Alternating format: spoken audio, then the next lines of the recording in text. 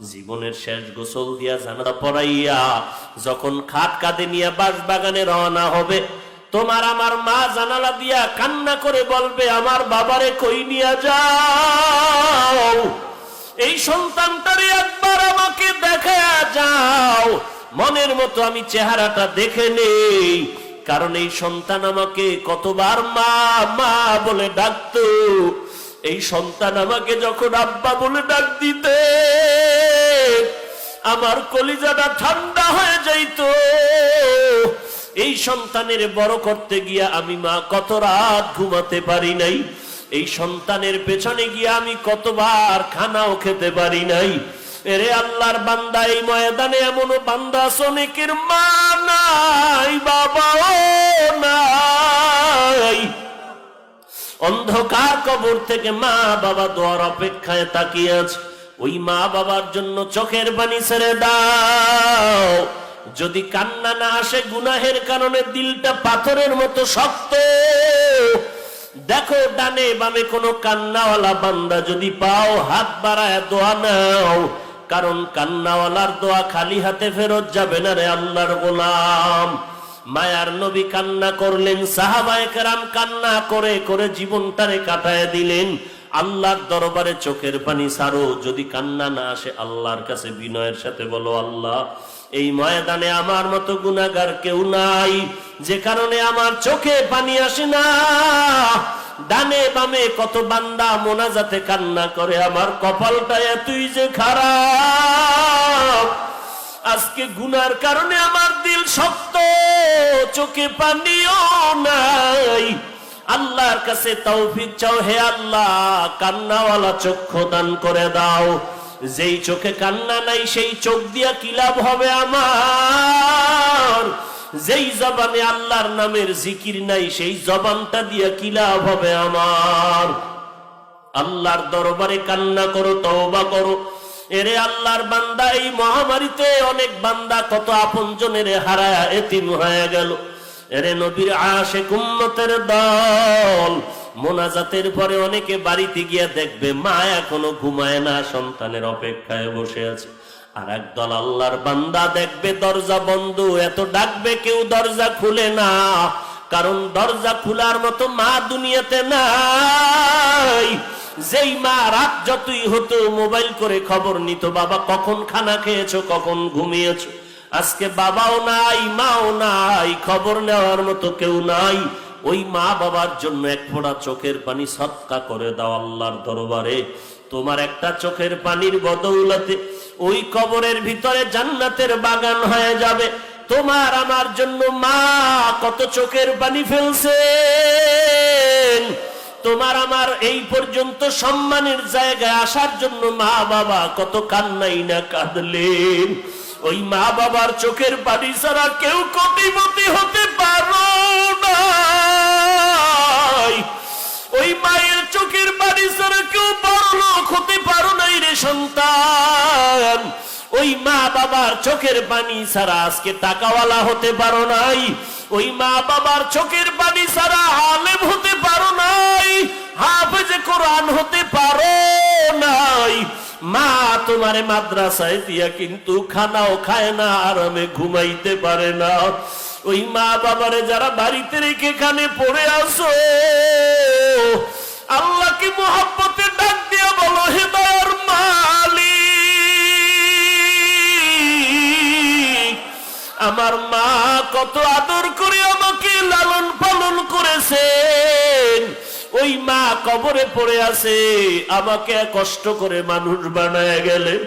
এরে মাদ্রাসার ছাত্র ভাই, কত ছাত্র আছে এত কষ্ট করিয়া লেখাপড়া করো, অনেকের মা নাই, বাবাও নাই।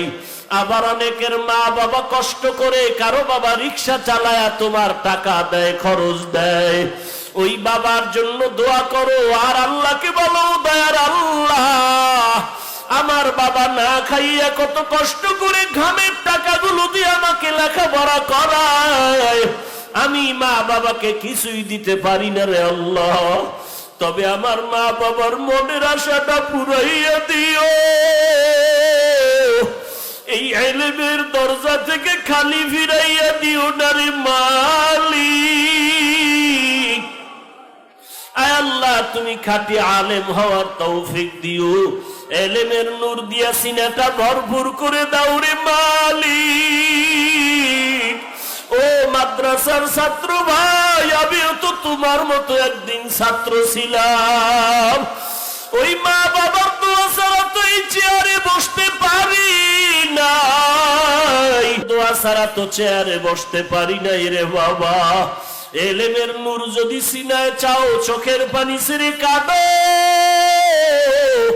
মা বাবার জন্য দোয়া করো, উস্তাদদের জন্য দোয়া করো, ভোর রাতে উঠে কান্না করো। চোখের পানি ছাড়া আল্লাহকে রাজি করা যাবে না রে যুবক। ও যুবক, তোমার মতো কত যুবক নামাজ বাদ দেয় না, তুমি কেন পারবা না? আল্লাহর ওয়াস্তে পায়ে হাত রেখে বলি, তওবা করো। গলায় চুরি আসবে আর নামাজ ছাড়বো না, বেপরদায় চলবো না, মা বাবাকে কষ্ট দিব না, কোরআন ছাড়া আর চলবো না, নবীর সুন্নাত ছাড়া আমল করব না। তওবা করার নিয়ত করে আল্লাহর কাছে মুহাব্বতে চোখের পানি ছেড়ে দাও, দিল নরম করো, আল্লাহর কাছে তৌফিক কামনা করো। হে আল্লাহ, খাঁটি তওবা করার তৌফিক দান করে দাও, তওবার উপরে মজবুত হয়ে চলার তৌফিক দান করো, আমিন।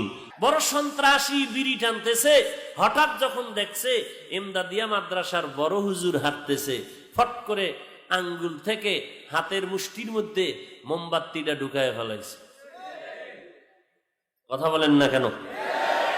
বেতের বাড়ির ভয়ে, এটা একটা আলাদা ভয়, এটা বেত দিয়া এই ভয় তৈরি করা যায় না। বড় বড় সন্ত্রাসী, বড় বড় আল্লাহওয়ালা দেখলেই মাথাটা নত করে কয়, হুজুর একটু দোয়া করে দেন। অতএব আল্লাহওয়ালারে বন্ধু বানায় নাও। তাদেরকে দেখলেও তো বেঈমানেরা একটু দুর্বল হয়ে যায়, কিন্তু তুমি যদি বন্ধু বানাইতে গিয়া অলিকুল শিরোমণি নামের কোন ভণ্ডরে বানায় দাও, নামাজ নাই, রোজা নাই, দাড়ি নাই, টুপি নাই, চেহারাটা ভাল্লুকের মতো, চুলগুলো উল্লুকের মতো, এমন অলিকুল শিরোমণি যদি বন্ধু বানাও, আর এরে যদি আনো বাতিলের সাথে মোকাবেলা করার জন্য, আর তোমার ওই অলিকুল শিরোমণি ভণ্ড যদি কয় নামাজ কেন পড়ো না, সন্ত্রাসী কইবে তুই পড়নি। ওই বেআমলওয়ালা উল্টা প্রশ্ন করবে। অতএব একজন সাদিকিন সত্যবাদী বান্দাকে বন্ধু বানায় নাও, যাদেরকে দেখলেও বেনামাজি একটু নামাজের জন্য মন তৈরি হয়ে যায়। ঠেকায় ভুইরাও কইবে আজকে যাই কই, প্রতিদিন ইমাম সাহেবরে কই আমার পোশাক ভালো না, শরীর ভালো না, আজকে কই যাই। বড় হুজুরের সামনে যখন আসছি, হুজুর থাক না থাক একটু পড়িয়েই যাই। আল্লাহ পাক বলেন, বান্দা তুমি একজন আমার সাদিকিন বান্দারে বন্ধু বানায় নাও। সাদিকিন কারা? যারা সত্যবাদী বলে শুধু মুখে সত্যবাদী না, না, যারা চলাফেরা, আমল, আখলাক, লেনদেন, কথাবার্তা প্রত্যেকটা ক্ষেত্রে আল্লাহর উপরে ভরসা করে চলে, রসুলের তরিকায় চলে, এমন একজন সত্যবাদী বন্ধু আপন বানায় নেও। এর মাধ্যমে দুনিয়াতে থাকিয়াই তুমি জান্নাতের মেহমান হতে পারবে। সোহবতে সালেহ তোরা সালেহ কুনাত, সোহবতে তালে তোরা তালে কুনাত জমানা, সোহবতে বা আউলিয়া বেহতার সদ সালাতাত বেরিয়া। আল্লাহওয়ালাদের মজলিসে যাও, জীবনটা ঘুরে যাবে রে গোলাম।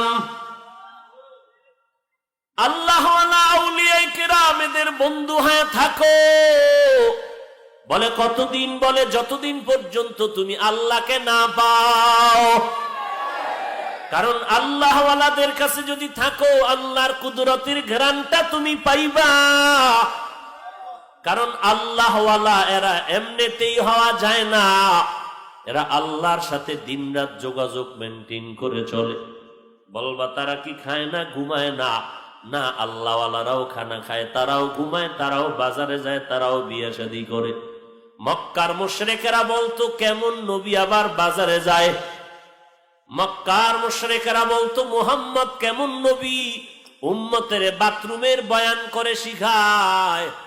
সাহাবায়ে কেরাম বলে আমগো নবী শুধু বাথরুমের নিয়ম শিখায় না, বাথরুমে গিয়া কেমনে বসবা, পানিটা কেমনে খরচ করবা সে নিয়মও নবী শিখায়।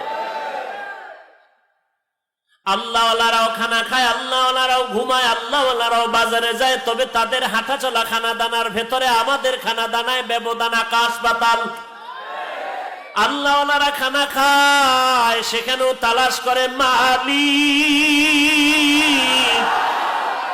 আল্লাহওয়ালারাও ঘুমায়, তবে তারা বিনা ওযুতে ঘুমায় না। আর আমাদের তো ঘুমের মধ্যে কোনো হুঁশই থাকে না। মোবাইলের গান শুনতে শুনতে তুমি রাতটা পার করলা, ফজরের আগে ঘুমায় গেল। আর আল্লাহওয়ালা যারা, এরা রাতের সামান্য সময় ঘুমায়, আবার ভোর রাত্র উঠিয়া আমার আল্লাহর সাথে কথা বলা শুরু করে। অতিও গভীর হয় রজনী যখন, নীরবে প্রভুর নাম জপিও তখন। প্রভুর করুণা যদি পাইবারে চাও, গভীর রাতে উঠে প্রভুর গুণগান গাও। এরে আল্লাহর বান্দা, সাহাবায়ে কেরামদের থেকে তো বড় বুজুর্গ জমিনে কেউ নাই। এমনকি 10 জন সাহাবা দুনিয়াতে জান্নাতের গ্যারান্টি কার্ড পেয়েছেন, এরপরেও কান্নার আওয়াজ। তাদের তুলনায় তো আপনার আমার আমল আসলেই কোনো আমলের মধ্যেই পড়ে না।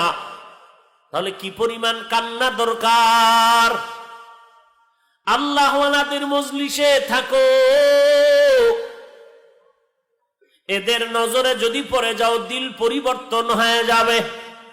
আমি প্রায় সময় উদাহরণটা দেই। অনেক সময় দেখবেন একটা শিশু বাচ্চা অসুস্থ হয়ে গেল, খানা নাই, শরীরটা শুকায় যায়, আমার সামনে এসে বলে ভাইজান একটু দম করেন, বাচ্চা অসুস্থ। কেন? ডাক্তার দেখান না, বলে সব শেষ, ভালো হয় না। কারণ কি? বলে সবাই বলে বদ নজর। কি নজর? বদ নজর। বাচ্চা শুকায় গেল। বদ নজর কার? বদ নজর আপনাদের এলাকার বড় হুজুরের। এলাকার সব থেকে ইতর বেআমল গাঞ্জাখোর শৃঙ্খল, এর বদনজরে বাচ্চাটা অসুস্থ হয়ে গেল। গত বছর নারিকেল ভালো হইতো, গজব লাগছে বদনজর, গাঞ্জাখোরের বদনজর। আম গাছের দিকে তাকায় বলছে এত আম, গজব শুরু। তো গাঞ্জাখোরের একটা নজরে যদি একটা গাছের মধ্যে রিয়াকশন হয়, একটা গাঞ্জাখোর বেআমল মদ পান করনেওয়ালার নজরের মধ্যে যদি একটা বাচ্চার মধ্যে রিয়াকশন হয়, ও আল্লাহর বান্দা কেন বুঝবা না? একজন খাঁটি আল্লাহওয়ালা, তাহাজ্জুদওয়ালা, কোরআনওয়ালা, জিকিরওয়ালা যদি কোনো বেনামাজির দিকে নেক নজর দেয়, আল্লাহওয়ালার নজরে কেন অ্যাকশন হবে না? মাইলে মোমেন সোয়ে মোমেন মিশাওয়াত, মাইলে কাফের সোয়ে কাফের মিশাওয়াত। এরে নবীর উম্মতের দাল, আল্লাহওয়ালাদের নেক নজর পড়লেই বান্দার ভেতরে পরিবর্তন শুরু হয়ে যায়। কারণ তাদের নজরটা বড় দামি, তাদের জবানের কথা বড় দামি। এই আল্লাহওয়ালাদের বন্ধু হও, এদের দিকে রওনা হবা, এদের কাছে যাইবা। যাওয়ার রওনা হলেও তোমার কদমে কদমে সওয়াব। মুসলিম শরীফের হাদিসের মধ্যে একটা ঘটনা আছে। আল্লাহর এক বান্দা জীবনভর, যুবক মানুষ, এমন কোন গুনাহ নাই করে নাই। আবার ওই গুনার মধ্যে বড় গুনাহ মানুষের জবাই করতে, এটা তার বড় পেশা। এখনো এক দলের আছে না, মানুষ হত্যা করা তার নেশার পেশা। 10,000 20,000 টাকার লোভে পড়িয়া একজনের কোল খালি করে দেয়, এরকম সন্ত্রাসী আছে না নাই? কিন্তু লাভ কি? ওই বান্দাও তো একদিন এই ছুরির নিচেই চলে যায়, ভাবলে তো অন্যায় করতো না। এরে আল্লাহর গোলাম, ওই যুবক এক এক করে, একটা না দুইটা না, একটা বাকি আছে 100 পূরণ হইতে, এরকম 99 জনার কল্লা কেটে ফেলল। আল্লাহর মর্জি। একদিন চিন্তায় পড়ে গেল, জীবনের শেষ উপায় কি হবে আমার এলাকার মানুষ সন্ত্রাসী বলে গালি দেয়, বকা দেয়, বরদোয়া করে। এখন আমার কি উপায়? চিন্তায় পড়ে গেল, এই বদনাম নিয়ে কবরে গেলে আমার সন্তানেরা তো বাঁচতে পারবে না। এবার চিন্তা করে একজন মোটামুটি টুপিওয়ালার দরবারে রওনা, দেখিনি কোনো একটা লাইন আছে কিনা বাঁচার। একজন মূর্খ টুপিওয়ালার কাছে গেল, যাওয়ার পর বলে, হযরত আমি আসছি, আমি এত বড় অপরাধ করেছি, প্রায় 100টা পূরণ হতে একটা বাকি আছে, 99 জনের মাথা কেটে ফেলেছে, আমার নাজাতের কোন উপায় আছে নাকি? মূর্খ আল্লাহর বান্দা কয়, তোমার লজ্জা নাই? এত বড় সাহস, 99টার মাথা খাইয়াইছো, আবার বাঁচার জন্য তোমার কোনো রাস্তা খোলা নাই। যুবক বলে, আমার যদি খোলা নাই থাকে তাহলে এই কাম আর বন্ধ করে লাভ কি? তাহলে এই হুজুরের আগে সাইজ করে 100 পূরণ করি। এইবার ওই টুপিওয়ালারও হত্যা করলো, হত্যা করে 100 পূরণ হয়ে গেল। সামনে আগাইতেছে, একজন ইলিমওয়ালার সাথে মোলাকাত হয়ে গেল। ডাক দিয়ে কয়, যুবক কি হালাত?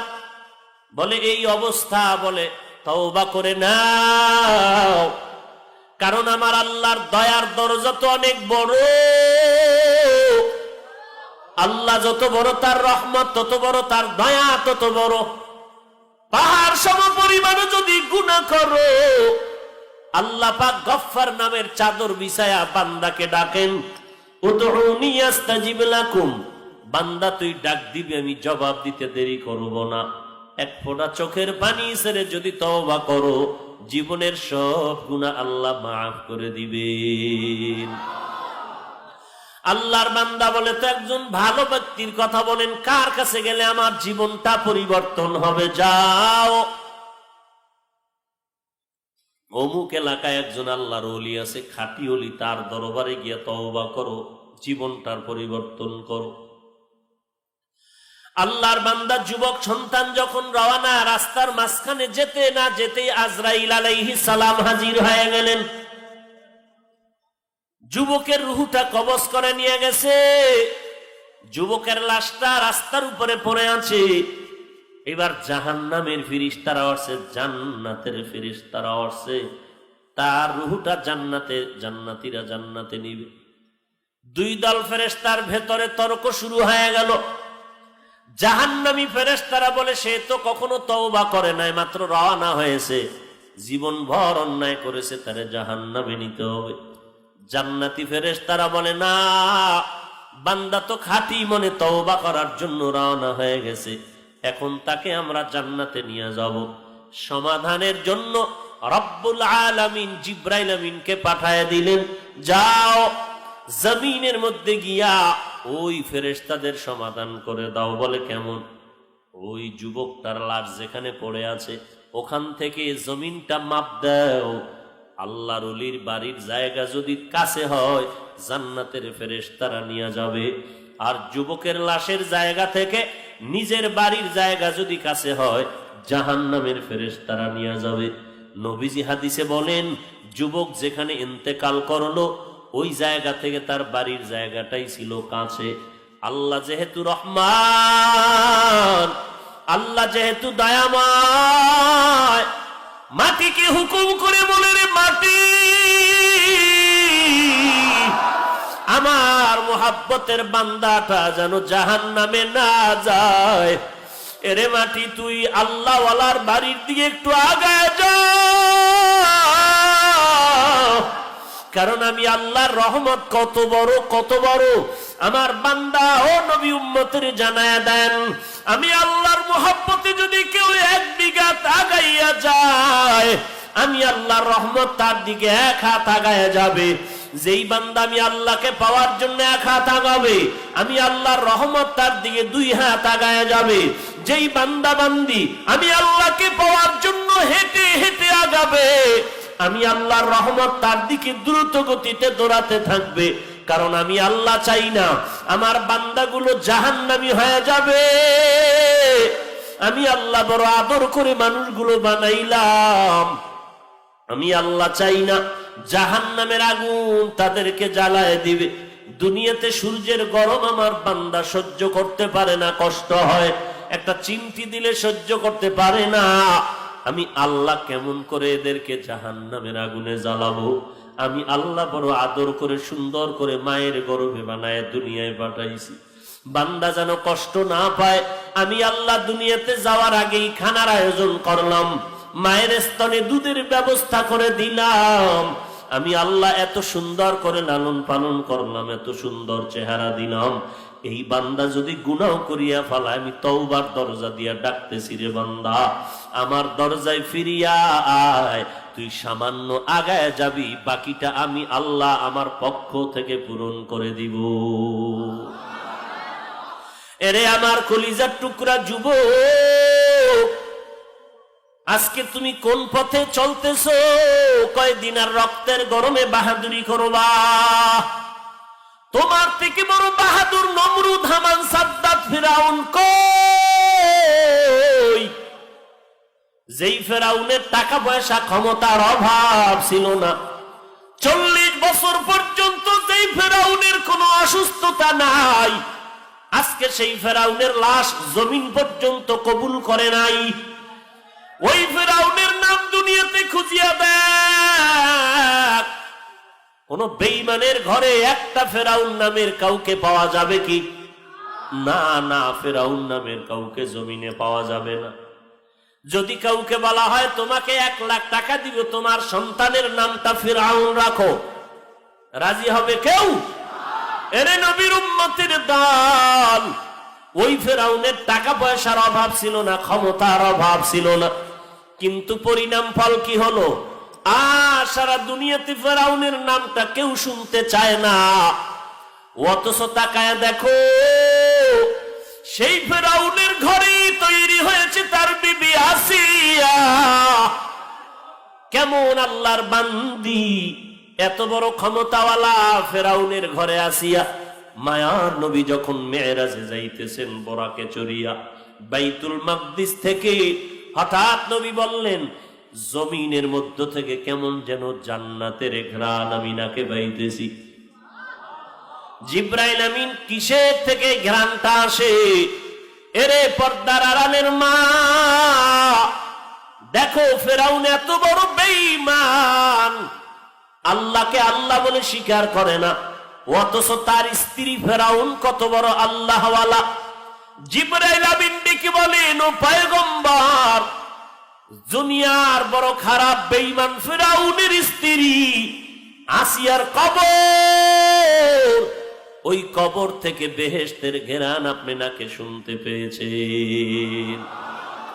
যেই ফেরাউনের স্ত্রী আসিয়া কিয়ামতের ময়দানে আপনার স্ত্রী রূপে হবে জান্নাতের বিবিদের মধ্যে একজন।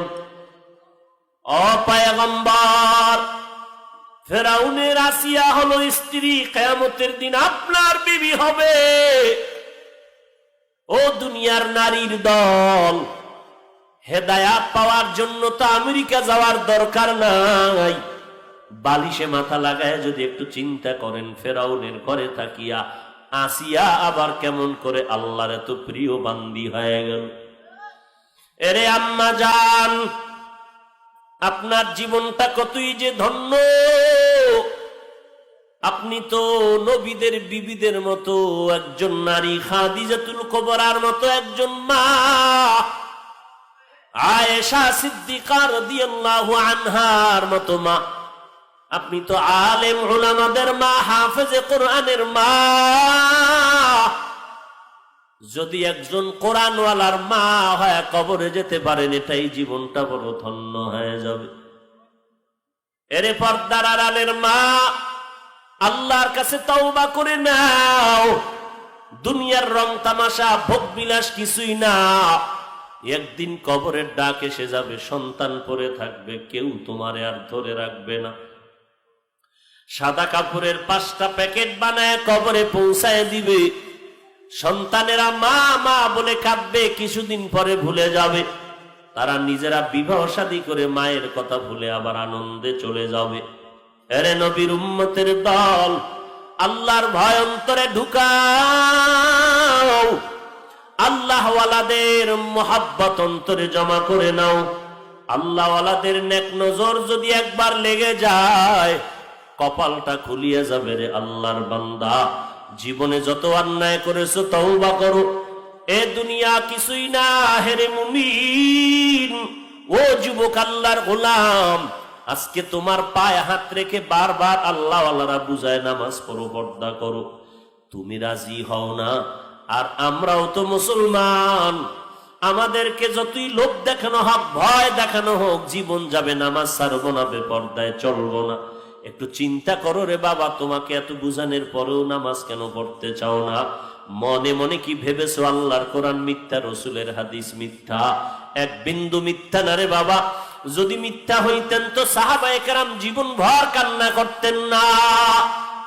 এরে নবীর আশিক, মায়ার নবীর কোনো গুনাহ নাই, কোনো গুনাহ নাই, এরপরও সারা রাত নামাজে কান্নায় কাটায় দিলেন। কবরের কিনারায় বয়া নবী কান্না করেন, মসজিদের মধ্যে নবী সারা রাত কান্না করেন উম্মতের মোহাব্বতে। এরে নবীর আশিকের দল, ডানে বামে তাকায়া দেখো, তোমার আমার মতো কত যুবক চাকরি করে, ব্যবসা করে, এক বেলারও নামাজ বাদ দেয় না, স্কুল কলেজে পড়ে নামাজ বাদ দেয় না। নিজের একটু প্রশ্ন করো বাবা, তুমি কেন নামাজ পড়তে পারবা না? ওরে আল্লাহর বান্দা, তোমার আমার মতো যুবক ড্রাইভারি করে নামাজ বাদ দেয় না, তুমি কেন পারো না? তোমার আমার মতো কত যুবক কৃষি কাজ করে, শ্রমিকের কাজ করে, এত কষ্ট করিয়াও নামাজ ছাড়ে না, তুমি কেন নামাজ পড়তে পারো না? যদি এখনো শয়তান তোমার অন্তর দখল করে রাখে, তওবা করে নাও, আল্লাহর দরবারে চোখের পানি ছেড়ে কান্না করো। এরে নবীর উম্মতের দল, যে যেই দলাদলি করো, যেই মতে থাকো না কেন, ওই মরণের পরে প্রশ্ন কিন্তু তিনটা সকলকেই করা হবে। এক নম্বরে রবের পরিচয় দাও, দুই নম্বরে ধর্মের পরিচয় দাও, তৃতীয় প্রশ্ন হলো রহমাতুল লিল আলামিনের পরিচয়টা দাও। এরে আল্লাহর বান্দা, এই তিনটা প্রশ্নের জবাব ঠিক করিয়া কবরে রওনা হও, কারণ ওই কবর এমন ভয়ঙ্কর জায়গা। নবীর সাহাবী ওসমান রাদিয়াল্লাহু তাআলা আন কবরের কিনারায় বসে হাউমাউ করে কান্না করতেন কবরের আযাবের ভয়ে। এরে নবীর উম্মতের দল, এই ওয়াজের ভেতরে বহু আল্লাহর বান্দা এই জাহান্নামের চিন্তা যখন পড়ে যায়, চোখের পানি আর ধরে রাখতে পারে না রে বাবা। এখানে যারা বসে আছেন, যত বড় নামাজি দাবি করি, গুনাহ মুক্ত জিন্দেগি এখানে কারণ নাই। আল্লাহওয়ালা বুজুর্গ সাহাবায়ে কেরাম যদি কান্না করেন, আপনার আমার কি পরিমাণ চোখের পানি ছাড়া দরকার। আলহামদুলিল্লাহি রাব্বিল আলামিন, ওয়াসসালাতু ওয়াসসালামু আলা সাইয়্যিদিল আমবিয়াই ওয়াল মুরসালিন ওয়া আলা আলিহি ওয়া আসহাবিহি আজমাইন। ইয়া আরহামার রাহিমিন, ইয়া আরহামার রাহিমিন, ইয়া আরহামার রাহিমিন। রব্বিরহামহুমা কামা রাব্বায়ানি সগীরা, রব্বিরহামহুমা কামা রাব্বায়ানি সগীরা। আয় আল্লাহ, কুদরতের নজর দিয়ে দেখেন, কত উলামায়ে কেরাম, কত মুরব্বীরা হাত তুলেছেন, কত ছাত্র ভাই, কত যুবক ভাইয়েরা, ছোট ছোট বাচ্চারা হাত তুলেছেন। জানি না কার মা নাই, কার বাবা নাই, কে যেন মা হারা, বাবা হারা, এতিমের মতো হাত তুলেছেন। ও পর্দার আড়ালের মা বোনেরা, চোখের পানি ছেড়ে তওবা করে নাও। একদিন স্বামীর ঘরে আসছো বড় আনন্দ করে, এমন একটা দিন আসবে সাদা কাপড়ের প্যাকেট হইয়া কবরের দেশে চলে যাইবা। তোমার বাড়ি, তোমার গাড়ি, তোমার সন্তান সব পড়িয়া থাকবে। সন্তানেরা মা মা বলে চিৎকার দিবে, জবাব দিতে পারবা না রে মা।